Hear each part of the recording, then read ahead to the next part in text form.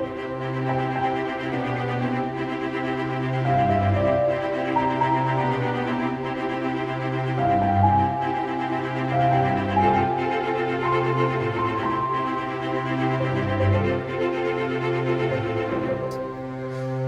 everyone and welcome back to Superboy Beyond, and we are venturing out into the DC universe, multiverse, whatever you want to call it, with a show that we've not actually reacted to in any way so far. We're going to watch the 1960, is it 1966, this show? Yeah, Yep. The 1966 New Adventures of Superman animated series from Filmation.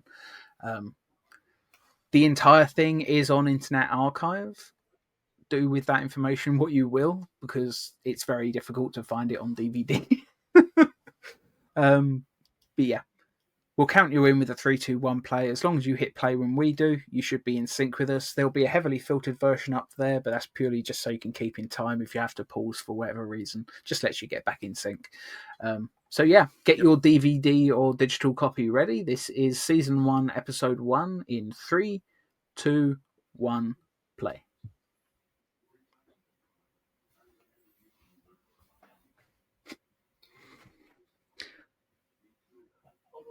And one thing of note is that this is the first time since the end of the radio show that Bud Collyer returned to Superman. And unfortunately, he passed away, I think, in very he passed away after the show had gone off the air, but it was only like maybe a year or two afterwards. He was still fairly young. I think he was only in his 50s. Now, I do know as well that this show was pretty well received, because I saw comments online saying this was their favourite Superman of their childhood. So I guess in a way, even though he died maybe a year after the show was off the air, at least his final outing as the character was a good one. Yeah. Now, obviously, I'm very picky when it comes to animation. Like, when it looks cheap, I find it very difficult to get invested. I am going to try my best, but yeah. At least it looks kind of like the Star Trek animated series. That will help. Well, this is a few years before Filmation did Star Trek. Yeah. This is actually their first animated series. This is what actually, got them going. And there's an interesting story that Lou Scheimer tells about how he got the rights to do the DC universe. They basically had just opened their doors, and Weisinger comes and he wants a series. So what Lou Scheimer did was he got a bunch of his friends who worked at animation studios to come in and make it look like they were actually a fully fledged functioning business. That is clever. I like that. And one of the people that he got to do it was Ted Knight, who actually does voices in the show. I know the name Ted Knight, but I'm trying to place what I know him from. Well, he was one of the three actors known for being Mr. Filmation, because he did voices for a lot of their shows. I've just realised what I know him from, though. Because I literally just Googled his name and his picture popped up. He was in Caddyshack. He was the bad guy in Caddyshack. Yes. Yeah, I love him in that. He plays such a horrible villain. Yeah, sorry, go on. Yeah, and so they basically told Ted to just pretend that you're a director yelling at people. I like that.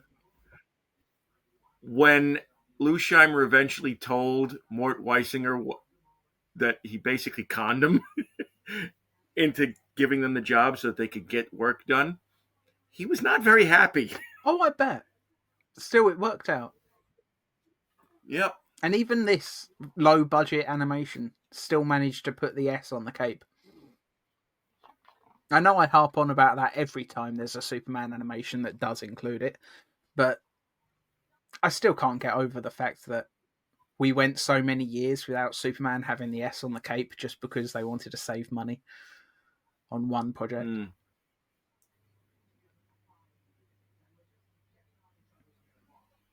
But yeah, I wouldn't say that the animation is any worse than like a Hanna-Barbera of the same era. It doesn't look any worse than like an episode of Scooby-Doo or anything like that. Or Flintstones. In fact, it does look very Hanna-Barbera at times. I think one of the reasons is that they kind of stole a few Hanna-Barbera animators. And that artists. Makes sense. But yeah, like the big energy creature here. Now, I'm sure they named it, but I'm forgetting. But I mean, it does remind me of one of the Scooby-Doo villains. He's like a big fire monster looking thing. Oh, yes. Yeah, he reminds me very much of him. Well, I don't even remember what the Scooby-Doo monster's called now.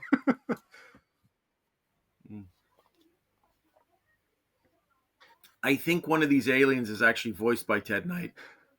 Well, we'll definitely look out for his name in the end credits. I do like the art style that they've gone with. It does look very Silver Age comics.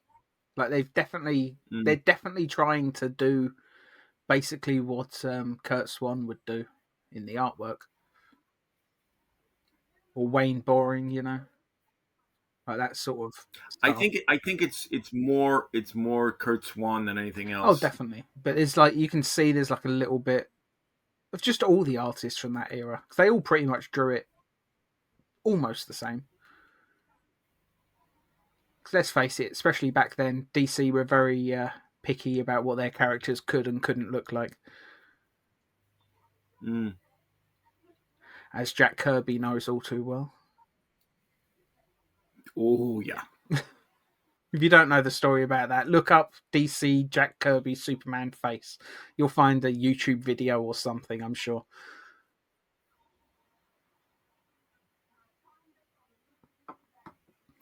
It is funny just watching this, like with the sci-fi elements and stuff. You can see why they were trusted with Star Trek later. And I did like that shot that just went past, like just briefly when the light was actually on Superman and they had him glowing almost yellow. That was a really cool looking shot. I bet that was one of the most expensive shots in the episode, just because of all the extra shading they had to include. Yeah. But I appreciate the extra effort. And for a first outing, this really they really hit the ground running on this. I like that the transition as well looks so similar to some of the Batman 66 transitions. All it needs is the bat symbol coming at the screen and going back again. It's basically the same. Yeah. And yeah, ending it with a wink to the camera like the George Reeves show. Nice little callback to an earlier version. Yeah, that was good. I appreciate that they immediately just hit the ground running with just Silver Age antics. Yeah, that was fun. Starting it off with a very sci-fi heavy adventure. It's a good way to start it. It's pretty much the exact opposite of some other shows. Like a lot of shows will start it grounded and then go out into sort of outlandish concepts and stuff like that. But no, this show just... Yeah, like the first few episodes of the 90s animated series with Tim Daly as Superman. I mean, it's you start it off grounded, you then bring in these outlandish ideas, and yeah, that's usually how it goes. But with this, no, they just hit the ground running. It's like, no, this is the show. We're basically doing what the comics are doing right now, and it works. Yeah, I really enjoyed that. I wouldn't say it's going to top my Superman, first episodes, like top 5 or anything like that. I think there's other Superman shows that have had stronger first episodes. But no, that was a really, really good introduction. I'm kind of interested now to watch episode 2. So should we go straight into it? We're going to... Absolutely. Okay. If you get that zeroed out and all that ready, we're not going to bother cutting right here because we're going to release episode 1 and 2 as one long video on YouTube, just because they're only 7 minutes long. So, you know. Yes. So yeah, get your DVD ready. This is episode 2, and we'll count you in with 3, 2, 1, play. You know the deal because you've just done it. 3, 2, 1, play.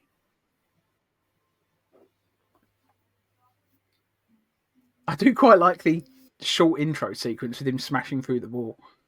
I'm guessing that my copy is cut a little bit out because the last episode didn't even have the end credits on my version.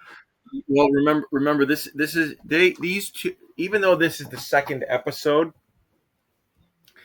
when they originally did these, they were done as shorts. Okay, Right.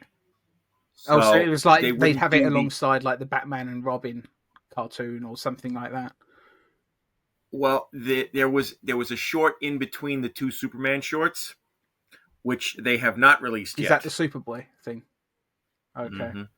Yeah, because I was scrolling through a few episodes on my list that I've got, and one of them does include the credits for an episode of Superboy, but doesn't include the episode of Superboy, which is really, really annoying.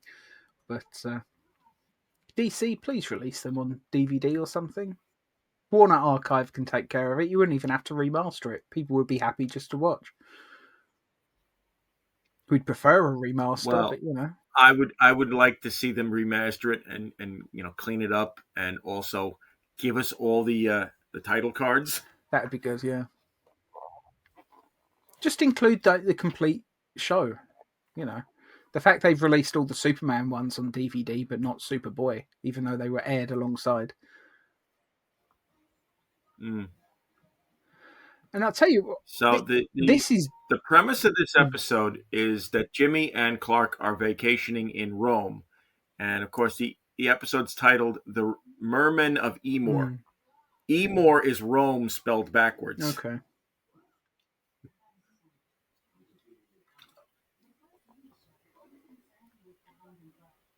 Yeah, I do like the character designs. They very much do look like the comics.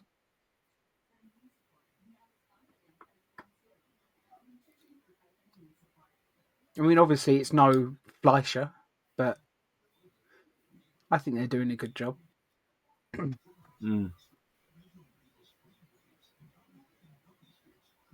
an interesting idea having like an alternate Rome underneath it. It does make me wonder why they didn't just have it connect to Atlantis or something like that, because then you could bring in the Aquaman for a later episode, you know. Well, because they were also doing Aquaman at the same time. Oh, were they? Fair enough. Yeah. And I guess back then they weren't, at this point maybe, they just weren't quite as up for the crossovers until, you know, Super Friends comes out, and then it's nothing but crossover for a while. Well, they did, the next year they did do the Justice League and Teen Titans shorts alongside.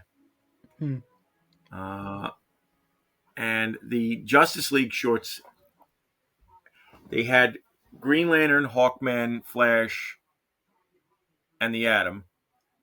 And then they would have the Justice League shorts, which would have them plus Superman in them.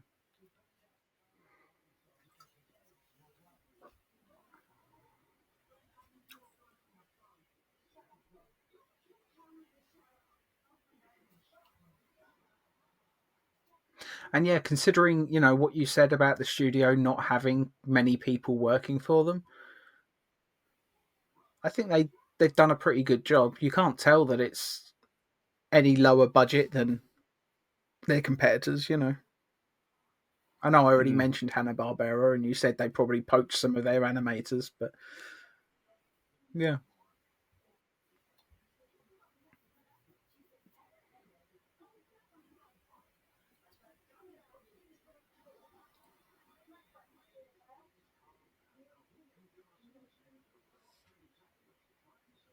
I do quite like the voice of Superman in this.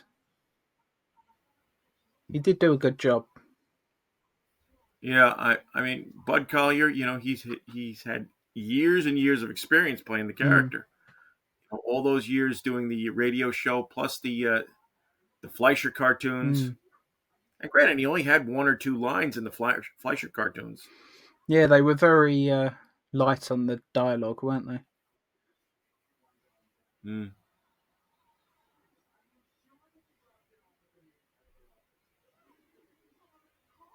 Usually, the only time that he talked in uh, in the uh, in the Fleischer cartoons is when he's playing Clark.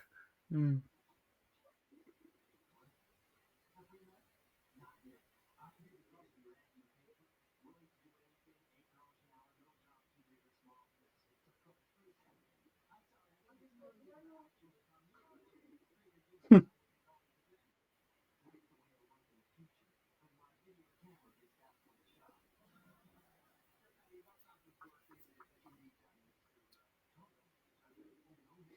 And yeah, the style of voice acting has changed a lot. It's not exactly naturalistic acting, but it totally works. You have to take these old animated shows with a certain level of camp, don't you? Yeah. It's a little bit over the top, a little bit camp. I mean, it is 1966. This is the same year that Batman 66 was out, obviously. You're probably quite lucky that it's not even more over the top. So yeah, that was episode 2 of The New Adventures of Superman, not to be confused with Lois and Clark, The New Adventures of Superman. Just like how Mm. you shouldn't get confused about The Adventures of Superboy being both an animated series and seasons 3 and 4 of the live action. Yeah, Exactly. you'd think they would try a little bit harder not to reuse titles, but I guess after a certain amount of time, nobody really cares. Nobody was actually going to get a 60s animation confused with the 80s live action, are they? So, yeah. Shall we give episode 1 and 2 a score out of 10? Okay. Episode 1, I'd maybe give a 7. I don't think it's anything wildly special, as I said when we talked about that. I did enjoy it a lot, and I really appreciate that they hit the ground running, like Yep. straight into heavy sci-fi. Well, not heavy sci-fi, but children's sci-fi. Yeah, Yeah. I appreciate that they went weird with it right out the gate. There's something not a lot of shows seem to have the balls to do these days. But I think I did prefer part 2, to be honest. I still wouldn't say it's great. Maybe from a 7 to a 7.5, but yeah, I'll have to see as we watch more episodes of this whether it actually goes down in my ranking, because it might turn out there are just episodes coming up that are wildly better than this one, in which case I'll drop this one Yeah. down slightly. But yeah, having just seen episodes 1 and 2, I'd say a 7.5 and a 7. Yeah. Yeah. I'll agree with you on that. Okay. Don't know when excuse me. Don't know when we'll be watching another episode of this. Might be a few weeks, might be a month, who knows? But we will watch it at some point, because yeah, they're only 7 minutes long. We can get 2 episodes done Yeah. at a time. We'll get through it in no time. There's only a couple of seasons of this, isn't there? Is it 2 or is it 3? It's 3 seasons, although it's not full. What we would consider full seasons, because at that time, because they were doing 7 or 8 minute Mm. cartoons, they could release one episode, which is the Mermen of Emor, and then the Force Phantom, and then a Superboy cartoon, and then the next time they could release an episode that's completely, they move the shorts around, Right. so that it would never be exactly the same. Fair enough. Fair enough. Yeah. So we'll get through this pretty quickly, I imagine, if we go 2 episodes at a time each time. I'm assuming the episodes don't get longer as it goes on. Like, I'm assuming it doesn't suddenly become 15-minute episodes in season 3 or something. Okay, so No. that's fine. Hope you all enjoyed it. I think we both did. We will see you next week. Don't know what we'll be watching just yet, but we'll decide on the day. Maybe we'll go back to the Adam West Batman. It's been a few weeks since we've done that. I'm quite itching to watch the next episode, because I can't remember if the next one was the Penguin or the Joker, but either way, it's good. Mm. So, yeah. We'll see you next week. Goodbye.